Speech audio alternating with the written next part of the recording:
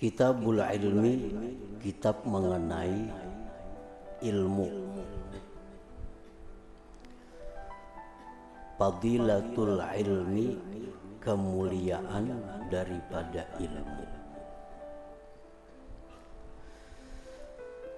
Para ulama bermacam-macam mentakrifkan atau mendefinisikan apa itu artinya ilmu. Lebih 10 pendapat ulama. Di antaranya ilmu itu artinya adalah i'tiqadus syai' ala ma huwa bi. Meyakini sesuatu atas sebenarnya. Nah, itulah ilmu. Apabila kita meyakini sesuatu dan itu memang benar, maka itu disebut ilmu. Satu keyakinan di dalam hati kita terhadap sesuatu dan itu memang sesuatu, memang itu benar, maka itu dinamakan ilmu. Nah, ilmu ini oleh para ulama kita ada yang disebut dengan al-ilmul mahmud, ilmu yang terpuji. Ada yang disebut dengan al-ilmul madmum, ilmu yang tercela. Nah, apabila ada ayat-ayat Al-Quran, hadis-hadis Rasulullah sallallahu alaihi wasallam yang membicarakan tentang kelebihan, kemuliaan ilmu, kemuliaan, keutamaan ilmu, maka tentu yang dimaksud itu adalah ilmu yang al-mahmud, yang terpuji. Artinya tidaklah semua ilmu, tidaklah semua pengetahuan itu terpuji. Ada ilmu yang dicela, yang apabila kita mempelajari ilmu yang dicela itu akan menjauhkan kita dari Allah Subhanahu wa ta'ala. Sedangkan ilmu yang terpuji itu ilmu-ilmu yang mendekatkan diri kita kepada Allah. Ilmu-ilmu yang membuat kita semakin takut kepada Allah. Ilmu-ilmu yang membuat kita semakin cinta kepada Allah.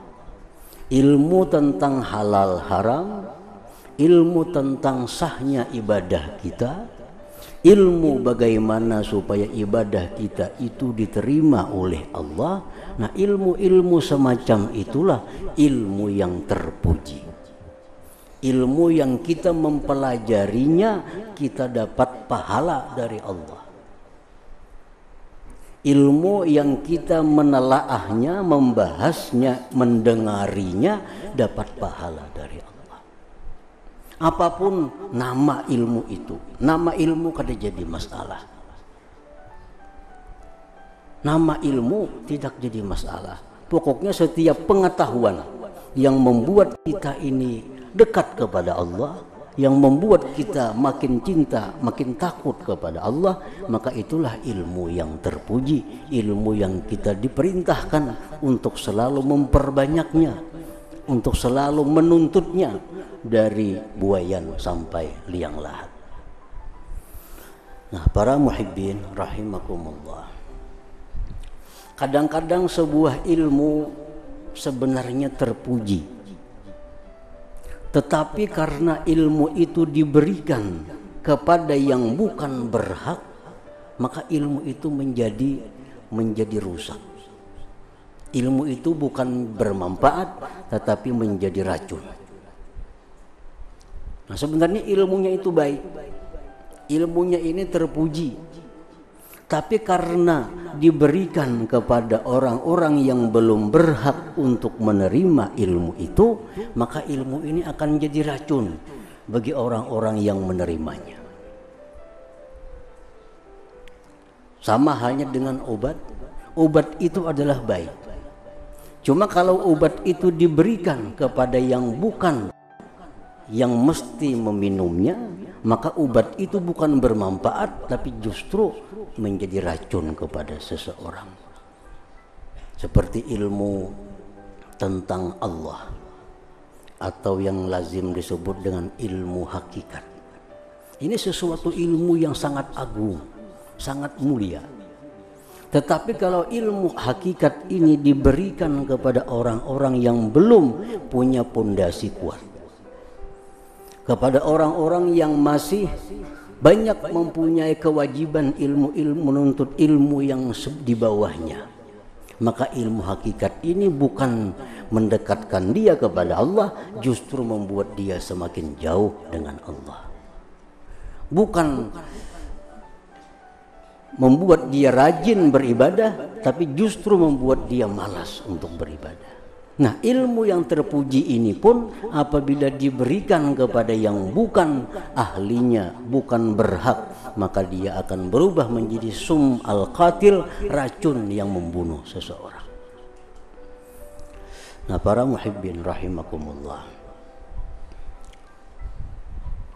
dengan belajar ilmu hakikat, karena yang belajar ini belum mampu menerimanya, belum cukup syarat untuk menerimanya.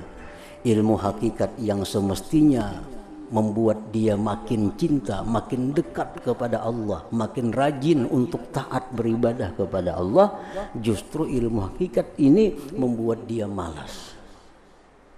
Ada yang kada bersembahyangan lagi, kada bepuasaan lagi, kada berzakat lagi. Ini bukan salah ilmunya, tapi karena dia mempelajari ilmu itu belum cukup syaratnya, belum mantap pondasinya.